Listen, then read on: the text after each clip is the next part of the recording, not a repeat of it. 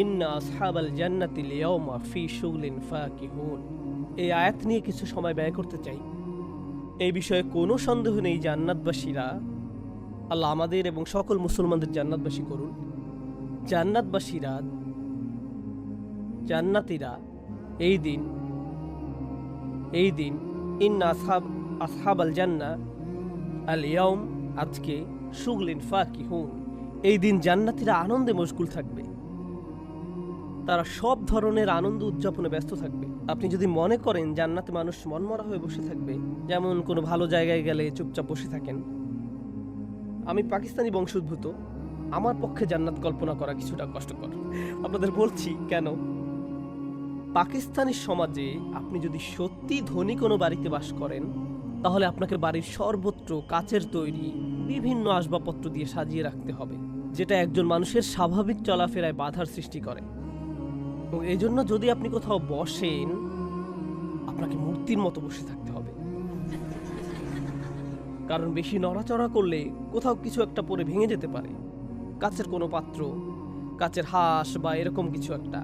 আর কোনো বাচ্চা যখন একটু বেশি খেলাধুলা করে, ও যদি দেখতেন মা কিভাবে বাচ্চার দিকে অগ্নিদৃষ্টি নিক্ষেপ করে।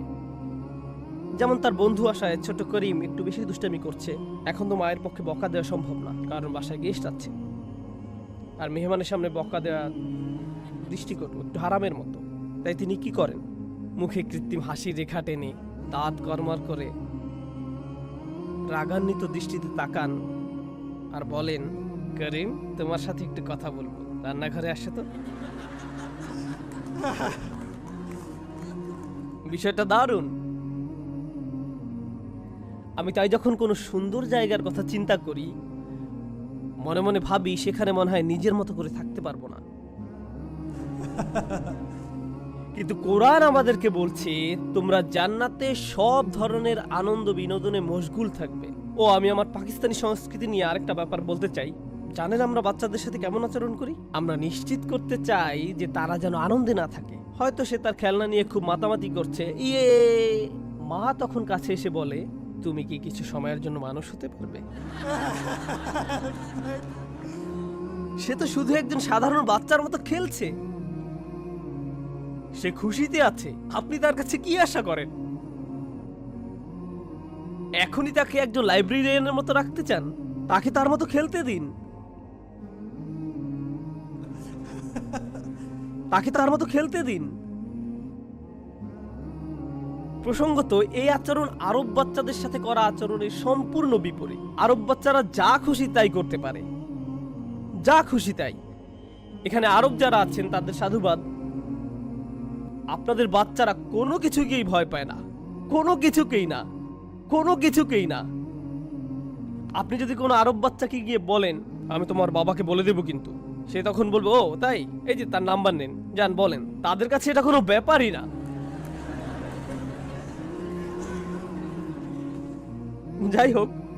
যাই হোক, আমাকে আসল আলোচনায় ফিরে আসতে হচ্ছে। এদিন জান্নাতীরা সব ধরনের আনন্দে মশগুল থাকবে। শুগলিন, ব্যস্ত কার্যকলাপে মেতে থাকবে, আড্ডা দিবে, ঘুরতে যাবে, এখানে পার্টি করছে, ওখানে খেলাধুলা করছে। ফাকিহুন, চরম খুশি থাকবে, হাসবে, তাদের জীবনের সেরা সময় কাটাবে। ফাকিহা শব্দের আসল অর্থ হলো ফল, সুস্বাদু ফল। এটা খেলেই আপনার মুখে হাসির রেখা ফুটে ওঠে। তাই আল্লাহ বলছেন এই কার্যকলাপগুলো আপনার মুখে হাসি ফোটাবে। যেমন অনেকক্ষণ ধরে কোনো খেলাধুলা করার পর আপনাকে বিশ্রাম নিতে হয়, সেখানে এমন একটি কাজও থাকবে না যা করলে আপনি ক্লান্ত হয়ে যাবেন। এক পর্যায়ে আপনি ব্যাপারটা খুব উপভোগ করেছেন, কিন্তু তারপর আস্তে আস্তে নিস্তেজ হয়ে পড়েন। আপনি জানতেন না কখন থামবেন। না, অনেক হয়েছে, এবার আমাকে থামতে হবে। অথবা কোনো বৈঠকে আপনি অপেক্ষা করছেন কখন প্রথম ব্যক্তিটি বের হবে, কারণ আপনি সবার আগে চলে যাওয়া ব্যক্তিটি হতে চান না। তারপর যখন প্রথম ব্যক্তিটি বের হয়ে যায়, আপনি তখন বলে ওঠেন, আমাকেও যেতে হবে। কিন্তু জান্নাতে মানুষ শুধু পার্টি করতে থাকবে, আর তারা কখনোই বিরক্ত হবে না। শুধু সুখ আর সুখ। ফি শুগলিন ফাকিহুন। কেন? কারণ তাদের আমলনামাকে উপেক্ষা করা হয়েছে। নাকতুবু মা কদ্দামু ওয়া আসারহুম। জান্নাতের মানুষদের সম্পর্কে আল্লাহ কি বলেছেন? হিসাবে ইয়াসীরা, তার হিসাব সহজ করা হবে। আল্লাহ এমনকি তার আমলনামার প্রতিটি আইটেমও চেক করবেন না। দুনিয়াতে মৌজমাস্তি করে মানুষ ক্লান্ত হয়, কিন্তু জান্নাতে এমনটি হবে না। আল্লাহ বলেন হুম ও আজওয়াজুহুম। ও এই অংশটা বড়দের জন্য, তারপর আমি কিছুটা বর্ণনা করছি। তারা এবং তাদের স্ত্রীরা,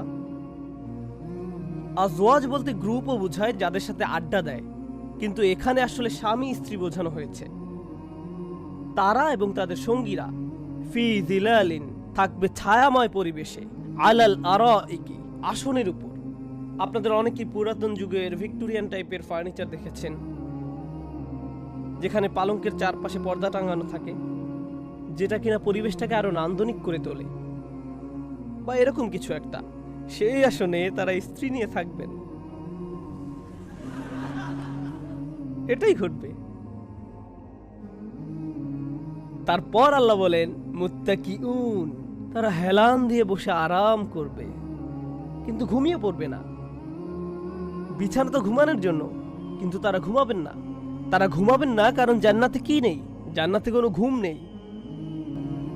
আল্লাহ চান না আপনি যেন এক মুহূর্তের আনন্দও মিস করেন, এক মুহূর্তের সুখও মিস করেন। প্রসঙ্গত, দুনিয়াতে যদি এইরকম আনন্দের একটা রূপ বর্তমান না থাকতো, তাহলে আমাদের পক্ষে এসব আনন্দ উপলব্ধি করা সম্ভব হতো না। লাহুম ফিহা ফাকিহাতুন ওয়া লাহুম মা ইয়াদউন, এবং থাকবে তারা যা চাইবে তাই। আপনি যদি ক্ষুধা অনুভব করেন তখন কোথায় যান? রান্নাঘরে। কিন্তু আল্লাহ বলছেন ওই বিছানার ঠিক পাশেই তাদের জন্য থাকবে সব ধরনের ফলমূল। আপনাকে এমনকি উঠতেও হবে না, আর আপনি এমনকি বিছানায় বসেও খেতে পারবেন। বোনেরা হয়তো ব্যাপারটাকে অ্যাপ্রিসিয়েট করছেন না। ঠিক আছে, আপনি বিছানায় বসেও খেতে পারেন, আর স্ট্রবেরি গলে নতুন চাদরে পড়তে পারে, আর কোনো দাগও পড়বে না। এটাই জান্নাত। আমি জান্নাতে এটাই চাই। আমি বিছানায় বসে খেতে চাই, আর আমি এমন ফল খেতে চাই যা থেকে প্রচুর রস নির্গত হবে। আমি এমন করে চাদরে হাত মাখাবো, কিছুই হবে না। সব ধরনের ফল। ওয়ালাহুম মা ইয়াদউন, আরো পাবে যা কিছু তারা চায়। তারা যা কিছু চায়। আপনি জান্নাতে আছেন, আল্লাহ আপনাকে এত কিছু দিয়েছেন, এখন আরো কিছু চাইতে গেলে আপনি হয়তো লজ্জা পেতে পারেন। কারো বাসায় গিয়ে তো আপনি এমন করেন না। তারা কাবাব, চিকেন সহ হরেক রকমের খাবার এনে আপনার সামনে জড়ো করলো, তখন বললেন আপনাদের কাছে ক্যাচআপ হবে? এটা এমন একটা বেত্তমিজ কাজ, কিন্তু আমি এই কাজটা করি। আসলে আমি এই কাজটা করি। অসমীচীন কাজ, কিন্তু জান্নাতে এমন কোনো দ্বিধাদ্বন্দ্ব থাকবে না। আপনি আল্লাহর কাছে চাইতে পারেন, ইয়া আল্লাহ, আমি ভাবছি আপনি একটা আয়াতে পাখির গোশতের কথা বলেছিলেন, আমি কি একটু ওইটা? হ্যাঁ অবশ্যই, এই যে আপনার সামনে এসে হাজির হয়ে গেল। এভাবেই আপনার সেবা করা হবে। আপনি সব কিছু চাইতে পারেন, সাথে সাথে এসে হাজির হবে। আপনাকে রুম সার্ভিসে কল দিতে হবে না, জিরো বা এমন কিছু। এটাই জান্নাতের দৃশ্য। এরপর ব্যাপারটা অসাধারণের উপর আরো অসাধারণ হয়ে উঠল। এত সব নিয়ামত এই একটি নিয়ামতের কাছে ম্লান হয়ে পড়ল। সালামুন কাওলাম মির রব্বির রহিম, অসীম দয়ালু রবের পক্ষ থেকে বলা হবে সালাম, শান্তি। প্রসঙ্গত এখানে বলা হয়নি আসসালাম, বলা হয়েছে সালামুন, মানে অজানা সালাম। এই ধরনের অজানা সালাম জান্নাতে পৌঁছার আগ পর্যন্ত এই সালামের মর্ম বুঝবেন না। কাওলাম মির রব্বির রহিম, এমন এক রবের কথা যিনি সর্বদা স্নেহশীল, দয়াময়। প্রসঙ্গত যারা জান্নাতে পৌঁছে গেছেন, আমরা এই সূরায় জান্নাত পাওয়ার যোগ্য কিছু মানুষের পরিচয় পেয়েছি। নবী রাসূলরা, তাদের কিছু অনুসারী যাকে হত্যা করা হয়েছিল, মনে আছে তাদের কথা? তারা কি সহজ জীবন পার করেছিলেন নাকি কঠিন জীবন? তাদেরকে অতিক্রম করতে হয়েছিল খুবই কঠিন এক জীবন। আর আল্লাহ বলছেন তিনি সব সময় ছিলেন রব্বিন রহিম, এমন এক রব যিনি সব সময় দয়ালু এবং স্নেহশীল ছিলেন। তিনি তাদের জন্য তাদের জীবনের সকল কঠিন সময়গুলোকে সহজ করে দিয়েছিলেন। এমনকি দুনিয়াতেও তিনি তাদের পথ সহজ করে দিয়েছিলেন। ওয়াল্লাযীনা জাহাদু ফীনা লানাহদিয়ান্নাহুম সুবুলানা, আর যারা আমার পথে সর্বাত্মক প্রচেষ্টা চালায় তাদেরকে আমি অবশ্যই আমার পথে পরিচালিত করব। আল্লাহ মানুষের কঠিন সংগ্রামকে সহজ করে দেন। তিনি ইব্রাহিম আলাইহিস সালামের জন্য আগুনকে ঠান্ডা করে দিয়েছেন। আগুন নিজে নিজে ঠান্ডা হয় না, আল্লাহ করেন। তিনি সব সময় মুমিনের সাহায্যে ছিলেন, আর তাই এখন জান্নাতে তিনি সবাইকে সালাম জানাচ্ছেন। এরপর আর কিছু বলার নেই। এই সূরায় পারফেক্ট একটি জায়গায় এসে জান্নাতের আলোচনার সমাপ্তি হলো। এরপর আপনি আর কোথায় যাবেন? এখান থেকে আর কোথাও যাওয়ার নেই। তো আমরা সেই দৃশ্যপটে চলে যাচ্ছি যেটাতে পজ বাটন চাপা ছিল। কোথায় পজ করা ছিল? না, আর তারা বলেছিল যে এই প্রতিশ্রুতি আর রহমান দিয়েছিলেন, আর রাসূলগণ সত্যি কথাই বলেছিলেন, আর তাদের সকলকেই একত্রিত করা হবে এবং তাদেরকে বলা হবে যে আজ কারো সাথেই অন্যায় করা হবে না, তোমাদেরকে তাই প্রদান করা হবে যা তোমরা উপার্জন করেছো। মনে আছে এগুলো? আর তারপর আকস্মিকভাবে আপনারা সিনেমাতে দেখে থাকবেন, অবশ্য আপনারা সিনেমা দেখেন না, আপনারা হিউস্টনে থাকেন, আপনারা খুবই ধার্মিক, কিন্তু কেউ কেউ আপনাদের যাদের বাড়ি ওকলাহামা যারা সিনেমা দেখেন, এখানে দুইটি সিন আছে। প্রথমে একটি সিন আসলো, এটা কেটে গিয়ে অন্য আরেকটা সিনে চলে গেল, তারপর কেটে আবার প্রথম সিনে ফেরত আসলো। এখন আমরা সেই প্রথম সিনে ফেরত যাব, যেখানে বলা হয়েছিল যে আপনাকে তাই প্রদান করা হবে যা আপনি উপার্জন করেছেন। এখন তিনি বলছেন, অমতাজুল ইয়াউমা আইয়ুহাল মুজরিমুন, অপরাধীরা তোমরা আলাদা হয়ে যাও, তোমরা আর অন্য মানুষদের সাথে মিশে যেতে পারবে না। তিনি এটা কেন বললেন? খশিয়া রহমান বিল গায়ব, আর রহমানকে না দেখেই ভয় করেছে। এই পৃথিবীতে আপনি হয়তো সব সময় কাফিরদের থেকে ইমানদারদেরকে আলাদা করতে পারবেন না। হয়তো কোনো কোনো মানুষের হৃদয়ের গভীর ঈমান ছিল, কিন্তু কাউকে বলতে পারেনি। তারা শুধু গোপনে আল্লাহর আনুগত্য করেছে এবং উপাসনা করেছে। হয়তো কাউকে বুঝতে দেয়নি। আল্লাহ ছাড়া অন্য কেউ তাদের সম্পর্কে জানে না। আর আজ বিচার দিবসে যখন গোটা জাতি পুনরুত্থিত হয়েছে, আল্লাহ বলছেন নিজেদেরকে পৃথক করে ফেলো। তখন কিছু মানুষ আশ্চর্য হয়ে যাবে, কেন সে ভালোর দিকে যাচ্ছে। তারা বুঝবেও না যে কেন। শুধু আল্লাহ এই মানুষদের অবস্থা জানেন। অমতাজুল ইয়াউমা আইয়ুহাল মুজরিমুন, তোমরা নিজেদেরকে পৃথক করে ফেলো। এখন আল্লাহ যখন তাদের সাথে কথা বলছেন, এখানে তিনি তাদের উদ্দেশ্যে সর্বশেষ কথা বলছেন। আলাম আহাদ ইলাইকুম ইয়া বানি আদম, হে আদম সন্তানেরা, আমি কি তোমাদের থেকে প্রতিশ্রুতি গ্রহণ করিনি? আল্লাহ তা'বুদুশ শাইতান, তোমরা যাতে শয়তানের উপাসনা না করো। প্রকৃতপক্ষে প্রতিশ্রুতিটি ছিল শয়তানের আনুগত্য না করা অথবা শয়তানের কথা না শোনা, কিন্তু এখানে কথাটা অন্য রূপে এসেছে। এখানে আল্লাহ বলছেন যে তোমরা শয়তানের উপাসনা করো না। এখানে আমরা কি শিখতে পারছি? আল্লাহর বিবেচনায় যখন কেউ শয়তানের কথা শুনে এবং সঠিক পথের সকল আশাকে উপেক্ষা করে আর সত্যের সকল পথকে অগ্রাহ্য করে, তখন সেটা শয়তানের উপাসনারই শামিল। এটাই শয়তানের উপাসনা। ইন্নাহু লাকুম আদুউম মুবিন, এতে কোনো সন্দেহ নেই যে তোমাদের জন্য সে সুস্পষ্ট শত্রু। আমরা এখানে যা শিখছি আসলেই গুরুত্বপূর্ণ। যখন আপনি আপনার চিন্তাকে ব্যবহার করতে অস্বীকৃতি জানান, চারপাশের জগৎ, ইতিহাস এবং ওহির জ্ঞানকে উপলব্ধি করার ক্ষেত্রে, আর আপনি এই তিনটি বিষয় থেকে নিজেকে আবদ্ধ করে ফেলেন, তখন আপনি শয়তানের করুণার পাত্রে পরিণত হন। আপনি হয়তো জানেনও না, কিন্তু মূলত আপনি তার উপাসনা করছেন। এটাই সে চায়। সে চায় যে মানবজাতি যাতে তার চিন্তাকে সঠিকভাবে কাজে না লাগায়, যাতে তারা সঠিক পথ না পায়। কারণ আপনি সঠিক পথ পাবেন না যদি চিন্তাকে ব্যবহার না করেন। ওয়ানি আবুদুনি, আমি কি তোমাদেরকে বলিনি যে আমার ইবাদত করো? হাযা সিরাতুম মুস্তাকিম, এটাই সঠিক পথ। দাঁড়ান, সরল পথের কথা কি এই প্রথম আসলো? সরল পথের কথা কখন এসেছে মনে আছে আপনাদের? ঠিক শুরুতেই সকল রসুল এবং রসুল সাল্লাল্লাহু আলাইহি সাল্লাম সকলেই ছিলেন সরল পথের অঙ্গীকারবদ্ধ। এটা এত চমৎকার। যখন আমাদেরকে বলা হলো যে তারা সরল পথে অঙ্গীকারবদ্ধ, কিছু মানুষ হয়তো ভাবতে পারে ভালো কথা, তারা সরল পথে অঙ্গীকারবদ্ধ, কিন্তু আমি কি করব? তাদের সেই পথ তো অনেক কঠিনতাপূর্ণ। আমি কি এটাকে কঠিন বলে বর্ণনা করিনি? এটা কঠিন থেকে কঠিন, আরো কঠিন হয়ে উঠতে থাকে। একজন সাধারণ মানুষ কিভাবে এ পথে চলবে? তাই এই সব কিছুর শেষে আল্লাহ বলছেন যে রাসূলদের কাছে থেকে আমি যা চাইছি, তোমাদের কাছ থেকে এর চেয়ে কম চাইছি। তোমাদের কাছে আমি শুধুমাত্র চাইছি যে আমার ইবাদত করো। এটাই সরল পথ, এর বেশি কিছু না। আমি তোমাদের কাছে অনেক কিছু আশা করি না। রাসূলগণ এসেছেন, ইউরিদুল্লাহু আন ইউখাফফিফা আনকুম, আল্লাহ তোমাদের বোঝা হালকা করতে চান, তোমাদের জীবন সহজ হোক, এটাই তিনি চান। এটাই তিনি বলেছেন, ইউরিদুল্লাহু বিকুমুল ইউসরা ওয়ালা ইউরিদু বিকুমুল উসরা, আল্লাহ তোমাদের জন্য যা সহজ তাই করতে চান, যা কষ্টদায়ক তা চান না। ওমা জাআলা আলাইকুম ফিদ্দীনি মিন হারাজ, তিনি তোমাদের জন্য এই ধর্মে কোনো বোঝা, সংকীর্ণতা বা অস্বস্তি রাখেননি। জানেন কে ধর্মকে অস্বস্তিকর করে তোলে? মানুষেরা। আল্লাহ ধর্মকে সহজ করে দিয়েছেন, আমরা ধর্মকে কঠিন বানিয়েছি। আমি অনেক চড়াই উতরাই পেরিয়ে এটা শিখেছি। আমি মনে করি এই পৃথিবীতে আমার সবচেয়ে মূল্যবান উপহার হলো আমার ছাত্রগণ এবং আমার শিক্ষকগণ। আমি তাদেরকে আমার সবচেয়ে মূল্যবান উপহার বলে মনে করি, আমার শিক্ষকগণ, বিশেষভাবে ডক্টর আকরাম নদভী, আল্লাহ তাকে সুরক্ষিত রাখুন। আল্লাহর শপথ, যখনই আমি তার কাছ থেকে কিছু শিখি, যখনই আমি তার সামনে বসি, হয়তো তার কাছ থেকে কোনো আয়াত সম্পর্কে জানি, হয়তো বা কোনো হাদিস সম্পর্কে জানি, আমার মনে হয় যে এইমাত্র ইসলাম গ্রহণ করলাম। তার কাছ থেকে আমি এমন জিনিস শিখেছি যা সারা জীবন ধরে ভাবতাম যে আমি জানি, আর তারপর তার সাথে বসে বিষয়টা আসলেই জানলাম, আর আমার অবস্থা হলো এরকম, ও আমি তো এটা জানতামই না। আর সেই বিষয়গুলো এখন যুক্তিসঙ্গত মনে হয়, অনেক সহজ মনে হয়। মানুষই বিষয়গুলোকে কুৎসিত এবং কঠিন বানিয়ে ফেলেছে।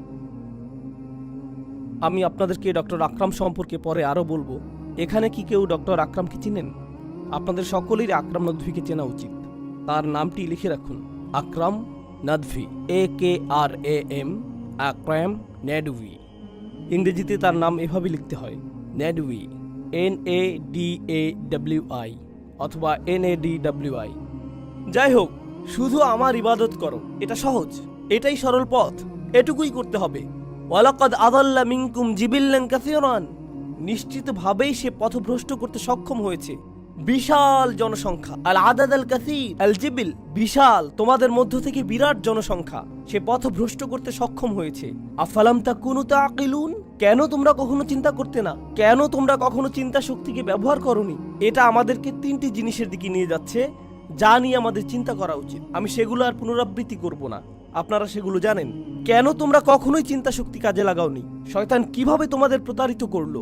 এজন্যই তিনি বলেছেন যে শয়তানের কাজ হলো চিন্তা করা থেকে আপনাকে বিরত রাখা, তাই না? আর প্রসঙ্গক্রমে সে যে এত বেশি মানুষকে প্রতারিত করতে পেরেছে, এই ধারণাটিও সূরাটির এই স্থানে আমরা প্রথম শিখছি না।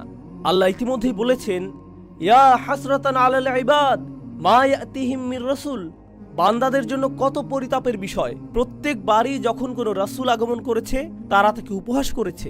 কে তাদেরকে রাসূলকে উপহাস করার প্ররোচনা দেয়? শয়তান। ওমা তাতিহিম মিন আয়াতিম মিন আয়াতি রাব্বিহিম ইল্লা কানু আনহা মুরিদিন, এমন কোনো অলৌকিক নিদর্শন তাদের কাছে আসেনি যা তারা ক্রমাগত উপেক্ষা করেনি। কে তাদেরকে তা উপেক্ষা করতে বলেছে? শয়তান। সে সব সময় সেখানে ছিল, তোমরা তার সাথে লড়াই করতে পারতে, এটা সহজ। শুধু যথাযথভাবে চিন্তা শক্তির ব্যবহার করো, তাহলে তার সাথে লড়াই করতে পারবে। কিন্তু যদি তোমরা নিজের কামনা বাসনা, তাহলে তুমি মূলত শয়তানেরই উপাসনা করবে। তো এই আফালাম তাকুনু তাকিলুন, কেন তোমরা চিন্তা করতে না? এটা এতটাই শক্তিশালী। আল্লাহ বলছেন যে জান্নাতের পথটি হলো সেই লোকদের জন্য যারা চিন্তা করে।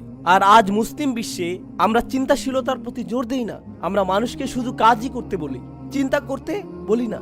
আর কোরআন শুরু থেকে শেষ পর্যন্ত অভিযোগ করেছে, কেন তোমরা চিন্তা করো না? মানুষকে টেনে হিচড়ে জাহান্নামে নিয়ে যাওয়া হচ্ছে, আর তারা বলছে লাউ কুন্না নাসমাউ আও নাকিল, যদি আমরা শুনতাম এবং চিন্তা করতাম, উপলব্ধি করতাম, তাহলে এখানে থাকতাম না। আমাদের কাজ হলো চিন্তাশীল মানুষ হওয়া। আসলে আমি শুধু এটাই করতে চাই। আমি শুধু যা করতে চাই তা হলো আমার নিজেকে, আমার পরিবারকে, মুসলিমদেরকে অনুপ্রাণিত করতে চাই আল্লাহর বাণীগুলো নিয়ে চিন্তা করতে, তাদের জীবন নিয়ে চিন্তা করতে, তারা যা করছে তা নিয়ে চিন্তা করতে। একটি পরিচ্ছন্ন মন নিয়ে সব কিছু পরিবর্তন সম্ভব। আল্লাহ বলেছেন এই আয়াতগুলো লিকওমি ইয়াকিলুন, এমন মানুষের জন্য যারা চিন্তা করতে চায়। এই আয়াতগুলো উপকারী সেই মানুষদের জন্য যারা চিন্তা করার চেষ্টা করে। অন্য কথায়, যদি আপনি চিন্তা করার চেষ্টা না করেন তাহলে এগুলো আপনার উপকারে আসবে না। আমাদেরকে এরকমই হতে হবে। দুর্ভাগ্যবশত আমরা আমাদের সংস্কৃতিকে এমন অবনতির শিকার করেছি, এটা এতটাই অধঃপতিত হয়েছে যে যখন কোনো শিশু এই প্রশ্ন করে যে আল্লাহ কেন এটা বলেছেন, কিভাবে এটা এরকম হলো, আমাদেরকে কেন 5 বার নামাজ পড়তে হবে, কেন আমাদেরকে এটা করতে হবে, এর কারণ সে চিন্তা করছে, তাই সে এই প্রশ্ন করছে। তখন আমরা কি করি? আস্তাগফিরুল্লাহ, তওবা তওবা তওবা তওবা তওবা তওবা। বোঝার চেষ্টা করুন, শিশুটির চিন্তার সাথে যুক্ত হওয়ার এটা একটা সুযোগ। আমাদেরকেই প্রশ্নের জবাব দিতে হবে, আমাদেরকে উত্তর দিতে হবে। এটাই শিক্ষা অর্জনের মাধ্যম। প্রশ্নকে নিরুৎসাহিত করা আমাদের উচিত না। প্রশ্নের মাধ্যমেই মনের দরজা খুলে যায়, এটা নিজেই পৃথক একটা বিষয়। কিন্তু আমি চাই যে বিষয়টি আপনারা অনুধাবন করুন। হাদিহি জাহান্নামুল্লাতী কুনতুম তুআদুন, এটাই জাহান্নাম যার প্রতিশ্রুতি তোমাদের দেয়া হয়েছিল। জাহান্নামের প্রতিশ্রুতি কি তাদেরকে দেয়া হয়েছিল? হ্যাঁ, ইয়াকুলুনা মাতা হাদাল ওয়াদু ইন কুনতুম সাদিকিন। তারা বলতো যে কখন এই প্রতিশ্রুতি আসবে। এটা এসেছে। তোমরা প্রতিশ্রুতি আসার কথা জিজ্ঞেস করেছিলে, তাই না? এখন এটা এসেছে, তোমাদের চাহিদা মতোই এসেছে। ইসলাউহাল ইয়াউম, আজকে নিজেদেরকে এতে নিক্ষেপ করো। বিমা কুনতুম তাকফুরুন, এতদিন যাবৎ যে অস্বীকৃতি তোমরা জানিয়েছো তার জন্য। প্রসঙ্গক্রমে জাহান্নামে নিক্ষিপ্ত হওয়া হলো কারাগারে নিক্ষিপ্ত হওয়ার মতো, তাই না? যার অর্থ এটা হলো দ্বিতীয় কারাগার। প্রথম কারাগার ছিল গলার বেরি, চিন্তা করতে অস্বীকৃতি, মনে আছে সেটা? যদি আপনি সেখানে চিন্তা করতে অস্বীকৃতি জানান, আপনি এখানে জাহান্নাম পাবেন। আবারও চিন্তা কাজে লাগানোর বিষয়টি আসলো। দুনিয়ার কারাগার, এর ফলস্বরূপ আখিরাতের কারাগার। আল-ইয়াউমা নাখতিমু আলা আফওয়াহিহিম, আজ আমরা তাদের মুখে মোহর মেরে দিব, তাদের মুখগুলো কোনো কথা বলতে পারবে না। আপনাদের চতুর্থ অনুচ্ছেদের কথা মনে আছে, যেখানে তারা তাদের মনকে যথাযথভাবে কাজে লাগায়নি, তারা চিন্তা করতে অস্বীকৃতি জানিয়েছিল। যখন তাদেরকে প্রথম জিজ্ঞেস করা হয়েছিল যে তোমাদের মাঝে তাকওয়া নেই কেন, তারা কোনো জবাব দেয়নি। যখন আপনি তাদের সকল ধরনের অলৌকিক নিদর্শন প্রদান করলেন, তারা তা উপেক্ষা করলো। যখন আপনি তাদেরকে ব্যয় করতে বললেন, তারা সবচেয়ে জঘন্য উত্তর প্রদান করলো। তো সর্বোত্তমটিতে তারা কোনো উত্তর দেয়নি, আর সবচেয়ে খারাপটিতে তারা বলে দিয়েছিল জঘন্য উত্তর। তাদের মুখগুলো অবরুদ্ধ। অতুকাল্লিমুনা আইদিহিম, তাদের হাত আমাদের সাথে কথা বলবে। ওয়াতাশহাদু আরজুলুহুম, তাদের পাগুলো সাক্ষ্য দেয়া শুরু করবে। বিমা কানু ইয়াকসিবুন, যা তারা উপার্জন করত। কুরআনের অন্যত্র উল্লেখ আছে, যখন হাত সাক্ষ্য প্রদান করবে, লিমা শাহিদতুম আলাইনা, তোমরা কেন আমার বিরুদ্ধে সাক্ষ্য দিচ্ছ? এই দেহটি এখন আমার কাছে ভাড়া দেয়া আছে, কোনো খরচ ছাড়াই। বিচার দিবস আসবে আর আল্লাহ এই দেহকে পুনরুত্থিত করবেন, তখন সেটা আর আমার নিয়ন্ত্রণে থাকবে না। তো আমি মুখ নাড়ানোর চেষ্টা করব, সেটা নড়বে না। তখন হাতগুলো কথা বলার ক্ষমতা পাবে আর পা গুলো কথা বলার ক্ষমতা পাবে। তারা আল্লাহর কাছে অভিযোগ করা শুরু করবে, হে আল্লাহ, আপনি আমাকে এবং আমাকে সৃষ্টি করেছেন, এছাড়া আর যা কিছু আপনি সৃষ্টি করেছেন তারা আপনার কাছে আত্মসমর্পণ করে, কিন্তু আপনি অস্থায়ীভাবে এই ব্যক্তিকে আমার নিয়ন্ত্রণ দিয়েছিলেন। যেহেতু তার নিয়ন্ত্রণ ছিল, সে আমাকে দিয়ে আপনার অবাধ্যতা করিয়েছে।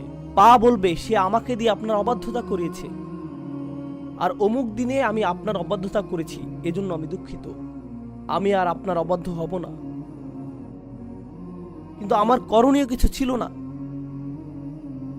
কারণ আপনি তাকে নিয়ন্ত্রণ প্রদান করেছিলেন। আর তখন আপনি এভাবে দাঁড়িয়ে থাকবেন, কারণ আপনার নিজের চেয়ে অকাট্য সাক্ষ্য আর হতে পারে না। আপনি এবং আমি যা করেছি তার জন্য আমাদের নিজেদের হাত এবং পায়ের তুলনায় উত্তম সাক্ষ্য আর কেউ হতে পারে না। এটা যথেষ্ট শক্ত প্রমাণ। শুরুতে আমরা জেনেছি যে আপনাকে যদি কোনো কারাগারে নিক্ষেপ করতে হয়, তাহলে অপরাধটি প্রমাণিত হবে। লাকাদ হাক্কাল কওলু আলা আকসারিহিম, এরপর তারা কারাগারে নিক্ষিপ্ত হয়েছিল। সূরাটির শেষের দিকে আমরা সেটা আবারও শিখছি। তাদেরকে যদি কারাগারে যেতে হয়, অপরাধ প্রমাণিত হতে হবে। কিভাবে সেটা প্রমাণ করবেন? সাক্ষ্য প্রদান করবে কে? আপনি নিজেই সাক্ষ্য প্রদান করবেন। কাফা বিনাফসিকা লিয়াউমা আলাইকা হাসিবা, আজ তুমি নিজেই নিজের সাক্ষ্য হিসেবে যথেষ্ট। আল্লাহ আমাদেরকে সেই সাক্ষ্য থেকে রক্ষা করুন। এখন ওয়ালাউ নাশা, সেটা ছিল বিচার দিবস, কিন্তু এখনো আমরা আবারও এই পৃথিবীর প্রসঙ্গে ফিরে আসছি। ওয়ালাউ নাশা উলা তমাসনা আলা আয়ুনিহিম, তাদের দৃষ্টিকে লোপ করে দিতে পারতাম। ফাস্তাবাকু সিরাত, তখন তারা পথ খোঁজার প্রতিযোগিতায় নামতো। ফাআন্না ইউবসিরুন, তখন তারা কিভাবে দেখতে পেত? এটা অদ্ভুত একটা উদ্ধৃতি। এর অর্থ বোঝার জন্য আপনাকে চিন্তা করতে হবে। আমি আবারও অনুবাদ করছি। যদি আমরা চাইতাম তাদের চোখগুলোকে ধ্বংস করতে, মুছে ফেলতে পারতাম। তখন তারা পথ খুঁজে পাওয়ার জন্য প্রতিযোগিতা করত, তারা পথের উদ্দেশ্যে ছুটে বেড়াতো। কিন্তু তখন তারা কিভাবে দেখতে পেত, অথবা কিভাবে তারা দেখত? এটা তারা কি বোঝাচ্ছে বুঝিয়ে বলছি। আপনাকে জঘন্যতম কাফেরদের ব্যাধিটি উপলব্ধি করতে হবে। মনে আছে চারপাশ থেকে অবরুদ্ধ সেই ব্যক্তির কথা, যা আমরা আগে বলেছি? জানেন তার ব্যাধিটি কি? সে ঈমান আনবে না, কিন্তু আমি আপনাদের বলছি যে শেষ পর্যন্ত সে বিশ্বাস করবে। কারো কি মনে আছে যখন আমি বলেছিলাম যে শেষ পর্যন্ত সে বিশ্বাস করবে? সেই সময়টা কখন? যখন সে শাস্তি দেখতে পাবে। এই ব্যক্তি ততক্ষণ বিশ্বাস করবে না যতক্ষণ না সে শাস্তি দেখবে। তো এখন এই কাফেরকে আল্লাহ শাস্তি দেখালেন, তিনি তার দৃষ্টি কেড়ে নিলেন। এখন যখন সে শাস্তি পর্যবেক্ষণ করলো, সে ঈমান আনতে প্রস্তুত। তো এখন সে সঠিক পথের জন্য প্রতিযোগিতা করবে, কিন্তু এতে কি লাভ হবে? তুমি জানো না যে কোথায় যেতে হবে। ফাআন্না ইউবসিরুন। তো এটা আসলে বর্ণনা করছে যে কেমন নিরাশা ব্যঞ্জক তারা হয়ে থাকে যতক্ষণ পর্যন্ত না তারা শাস্তি পর্যবেক্ষণ করে। আরেকভাবে আয়াতটি বোঝা যায়, কিছু তাফসীরকারক এই মতটি ব্যক্ত করেছেন, আর আমার কাছে এটা বেশ যুক্তিসঙ্গত মনে হয়েছে। তা হলো, আপনি যদি আসলে অজুহাত খুঁজেন যে হেদায়েতের পথে আসার জন্য আপনার কোনো উপায় ছিল না, উপলব্ধি করার জন্য আপনার কোনো পথ ছিল না, হয়তো আপনি তেমন শিক্ষিত না, তাই ইতিহাস সম্পর্কে তা জানতে পারেননি, হয়তো আপনি কোনো রাসূল সম্পর্কে জানতেন না, তাই উপর থেকে যা এসেছে তা আপনি জানতে পারেননি। এটা সম্ভব যে ইতিহাসের শিক্ষা অর্জনের আমার কোনো সুযোগ নেই, আর ওহির জ্ঞানও আমার কাছে সহজলভ্য না। কিন্তু আমার এখনো একটি জিনিসের সামর্থ্য রয়েছে। সেটা কি? আমার চারপাশের পৃথিবী। আমি আমার চারপাশের সত্য, চারপাশের সৃষ্টি জগৎ অবলোকন করতে পারি। আল্লাহ বলেছেন, আমি যদি তাদের দৃষ্টিগুলোকে লোপ করে দিতাম, তখন তারা যদি সঠিক পথ পাওয়ার প্রতিযোগিতা করত, হয়তো তখনও তারা আরেকটা অজুহাত দাঁড়া করাতো, হয়তো তখনও, কারণ তখন তারা হয়তো বলতো যে তারা দেখতে পাচ্ছে না। কিন্তু অজুহাত দেওয়ার সুযোগ নেই, তাদের চোখ এখনো সম্পূর্ণরূপে সুস্থ রয়েছে। ওয়ালাউ নাশা, আমরা যদি চাইতাম, লামাসাখনাহুম আলা মাকানাতিহিম, তাদের দেহকে বিকলাঙ্গ করে দিতে পারতাম, ঠিক যেখানে তারা অবস্থান করে। আমরা তাদের হাত ভেঙে দিতে পারতাম, চেহারা বিকৃত করে দিতে পারতাম, আমরা তাদের কান বিচ্ছিন্ন করে ফেলতে পারতাম, তারা যেখানে অবস্থান করে। ফামাস্তাতাউ মুদিয়াও ওয়ালা ইয়ারজিউন, এরপর তারা সামনে এগোতে পারবে না, আর ফিরেও আসতে পারবে না। আল্লাহ বলেছেন যে আমাকে বিচার দিবস পর্যন্ত অপেক্ষা করতে হবে না, আমি তোমাকে এখনই শেষ করে দিতে পারি। এর আগে তিনি বলেছেন যে তিনি তাদেরকে একেবারেই শেষ করে দিতে পারেন, কিন্তু এখন তিনি বলছেন অন্য আরো ব্যবস্থাও রয়েছে। আমি তোমাদের অন্ধ বানিয়ে দিতে পারি, আর তারপর তোমাদের অঙ্গগুলো একের পর এক ছিন্ন ভিন্ন করে দিতে পারি। আমি এটা করতে পারি, তারপর দেখা যাবে তোমাদের কি হয়। কারণ তোমরা বলে যাচ্ছ যে আমরা আর ফিরে আসব না। হ্যাঁ, তোমাদের এই অবস্থা থেকে আরো ফিরে আসতে পারবে না, তোমরা এটা থেকেও ফিরে আসবে না। এই সম্পর্কে যেটা আমার কাছে উল্লেখযোগ্য মনে হয় তা হলো, আল্লাহই ভালো জানেন, আমার মনে হয় যে এগুলো হলো আল্লাহর নিজস্ব পন্থায় দেয়া হুমকির জবাব। আপনারা জানেন যে রাসূলগণ হুমকির সম্মুখীন হয়েছিলেন, লা ইল্লাম তানতাহু লানারজুমান্নাকুম ওয়ালা ইয়ামাসসান্নাকুম মিন্না আযাবুন আলীম, যদি তোমরা বিরত না হও আমরা তোমাদের পাথর নিক্ষেপ করে হত্যা করব, অথবা অত্যন্ত ভয়ঙ্কর উপায়ে তোমাদের অত্যাচার করব। তোমরা কি মনে করো শুধু তোমরাই হুমকি দিতে পারো? আমরাও হুমকি দিতে পারি, আর এজন্য তোমাদেরকে আখিরাত পর্যন্ত অপেক্ষা করতে হবে না, তোমাদেরকে পরকাল পর্যন্ত অপেক্ষা করতে হবে না। আমি তোমাদেরকে পৃথিবীতেই হুমকি দিতে পারি। তাই তিনি বলেছেন, তিনি তাদের দৃষ্টি লোপ করে দিতে পারেন, অথবা তাদের চেহারা বিকৃত করে দিতে পারেন, অথবা তাদের বিকলাঙ্গ করে দিতে পারেন, আর তারা এটা থেকে ফিরে আসতে পারবে না। চমৎকার এই আয়াতটি এখন চলে আসলো। গোটা সূরার মধ্যে এটা আমার প্রিয় আয়াত। ওমান নুআম্মিরহু নুনাক্কিসহু ফিল খলকি আফালা ইয়াকিলুন, যাকে আমরা বার্ধক্য দান করেছি তার সৃষ্টিগত গঠনে আমরা অবনতি ঘটাতে শুরু করব। আগের আয়াতে আল্লাহ বলেছেন যে তিনি তোমাদের দেহকে বিকলাঙ্গ করে দিতে পারেন, তাই না? তিনি তাদের দেহকে বিকলাঙ্গ করে দিতে পারেন, কিন্তু এটা বিশ্বাস করার জন্য তোমাদের বিকলাঙ্গ হওয়ার জন্য অপেক্ষা করার প্রয়োজন নেই, বরং বয়স বাড়ার সাথে সাথে তো এমনিতেই তোমাদের দেহের অবনতি ঘটতে থাকে। সেই চূড়ান্ত বিকলাঙ্গতার কিছু কিছু নিদর্শন ইতিমধ্যেই প্রতিদিন ঘটে চলছে। একটু একটু করে বয়স বৃদ্ধির সাথে সাথে, যেহেতু আপনার দেহের ক্ষমতা ক্রমাগত হ্রাস পাচ্ছে, যাদেরকে আমরা বৃদ্ধ বয়স দান করি, সৃষ্টিগত দিক থেকে আমরা তাদেরকে উল্টো দিকে ফিরিয়ে আনি। ইমাম আলুসি এই আয়াতটি নিয়ে চমৎকার মন্তব্য করেছেন, যা বছরের পর বছর ধরে আমার মাথায় গেঁথে আছে। আমার মনে হয় আমি 15 বছর আগে এটা অধ্যয়ন করেছিলাম। তিনি বলেছেন, যখন একটি শিশু ছোট থাকে সে এরকম করে, সবসময় কোন দিকে তাকিয়ে থাকে? শিশুটি এতটুকু, তার গলা থাকে এরকম। আপনারাও কি এটা লক্ষ্য করেছেন? তারা সব সময় উপরের দিকে তাকায়, কোথাও আরোহণ করতে চায়, কোনো কিছু টেনে নামায়, কোলে উঠতে চায়, শুধু উপরে উপরে উপরে উপরে উপরে। এরপর মানুষ অতিশয় বৃদ্ধ হয়ে যায়, তার পিঠের অবস্থা কি হয়? আর সে সবসময় কোথায় তাকিয়ে থাকে? শিশুটি তার বেড়ে ওঠার দিকে তাকিয়েছিল, আর বৃদ্ধ লোকটি সব সময় তার শেষ ঠিকানার দিকে তাকিয়ে থাকেন। তিনি মাটির দিকে তাকিয়ে থাকেন সব সময়। এটাই তার গন্তব্য। আল্লাহ ইতিমধ্যে এটা স্মরণ করাকে তার জন্য সহজ করে দিয়েছেন। তিনি তার পিঠকে বাঁকিয়ে দিয়েছেন। তিনি মানব সৃষ্টির বিলোপ ঘটানোর প্রক্রিয়া শুরু করে দিয়েছেন। সুবহানাল্লাহ। আফালা ইয়াকিলুন, তারা কেন জানে না? এই আয়াতটিকে অন্যভাবে দেখা যায়, যা উপলব্ধি করাটা আমার কাছে অনেক তাৎপর্যপূর্ণ মনে হয়েছে। আর তা হলো, যখন মানুষ অতিমাত্রায় বৃদ্ধ হয়ে যায়, তাদের মধ্যে আসলে শিশুদের মতো স্বভাব গড়ে উঠতে থাকে। বৃদ্ধ হওয়ার সাথে সাথে মানুষ সহজে রাগান্বিত হয়ে উঠতে পারে, তারা পরনির্ভরশীল হয়ে উঠতে পারে। যেহেতু তাদের স্বাস্থ্যের অবনতি ঘটতে থাকে, তাই তারা নিজেদের পরিষ্কার করতে পারে না, অথবা নিজেরা পোশাক পরিধান করতে পারে না। এর জন্য সাহায্যের প্রয়োজন হয়। তারা আর নিজে নিজে খেতে পারে না, তারা নিজেরা ঘুরে বেড়াতে পারে না। এই একই অক্ষমতাগুলো আর কার মাঝে থাকে? শিশুদের মাঝে। শিশুদের মাঝে তারা শিশুদের মতো হয়ে যায়, আর এই বয়সেই তারা পৌঁছে যায় লিকাইলা ইয়ালামা বা'দা ইলমিন শাইআ, যখন জ্ঞানী হওয়া সত্ত্বেও জ্ঞানহীন হয়ে পড়ে। স্মৃতিভ্রষ্টতা দেখা দেয়, আপনি ভুলে যেতে শুরু করেন, আপনি আর শব্দ খুঁজে পান না, আপনার কথায় তোতলামি দেখা দেয়। এগুলো কখন দেখা যেত? যখন আপনি ছোট ছিলেন। বাবু, তোমার কি মনে আছে? এটা তোমার মামা, সে দেখতে কুৎসিত। আর আপনার একজন বৃদ্ধ লোকের সাথে দেখা হয়, তিনিও ভুলে যান। একজন স্কলারের সাথে আমার সাক্ষাৎ হয়েছিল। এটা আতঙ্কজনক। ঘটনাটা আমাকে এই আয়াত স্মরণ করিয়ে দিয়েছিল। সুবহানাল্লাহ। আমি একটি ট্যাক্সিতে করে তার সাথে ভ্রমণ করছিলাম, আর তিনি বললেন, বেটা কেমন আছো তুমি? আমি বললাম, ভালো আছি আলহামদুলিল্লাহ। কেমন যাচ্ছে দিনকাল? মাশাআল্লাহ। তুমি কোথায় থাকো? আমি বললাম, ডালাস। 1 মিনিট পর, বেটা কেমন আছো তুমি? আলহামদুলিল্লাহ। কেমন যাচ্ছে দিনকাল? মাশাআল্লাহ। তুমি কোথায় থাকো? ডালাস। ও মাশাআল্লাহ, আমিও ডালাস পছন্দ করি। আমাদের কি আগে দেখা হয়েছিল? হ্যাঁ, আমার মনে হয় দেখা হয়েছে। আমি বিরক্ত হয়ে বলিনি যে মাত্রই তো আপনি এই কথা জিজ্ঞেস করলেন। তার স্বল্পকালীন স্মৃতিশক্তি হারানোর গুরুতর সমস্যা ছিল। প্রত্যেক 5 মিনিট পর পর একই কথোপকথন চলছিল। প্রসঙ্গক্রমে, অন্য কার এই সমস্যা আছে? কারা বারবার এরকম করে? শিশুরা এরকম করে। চকলেট খাবো, চকলেট খাবো, চকলেট খাবো। এটা চলতেই থাকে, এভাবে চলতেই থাকে।